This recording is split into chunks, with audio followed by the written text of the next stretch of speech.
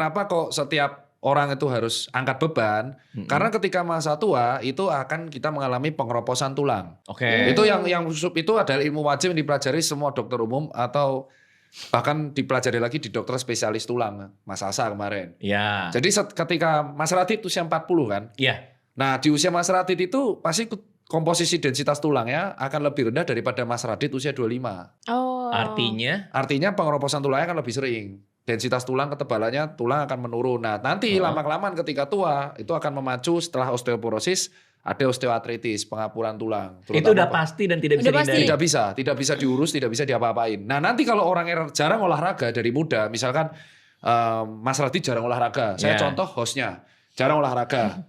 Pasti saya yakin di masa tua nanti kalau nggak pernah angkat beban, dia akan mengalami satu kondisi namanya sarkopenia, yaitu penurunan massa otot yang sangat masif sehingga dia jadinya nggak bisa gerak. Jadi atrofi otot, lemes kemana-mana, pincang kemana-mana apa. Nah itu pembeda kenapa ada lansia usia 80 masih bisa lari, bertani, sama ada lansia umur 50 sudah harus pakai kursi roda. Karena dia ada sarkopenia, pengeroposan tulang saat bersamaan pengapuran tulang. Nah pada cewek itu ada hormon satu lagi namanya estrogen. Apa itu? Itu buat cewek lebih mungkin pengeroposan ya? Nah kalau dia menopause. Nah ketika sebelum menopause cewek itu punya hormon bagus banget namanya estrogen yang membuat dia siklus menstruasinya. Jadi estrogen progesteron itu kan naik turun supaya nanti bisa menstruasi.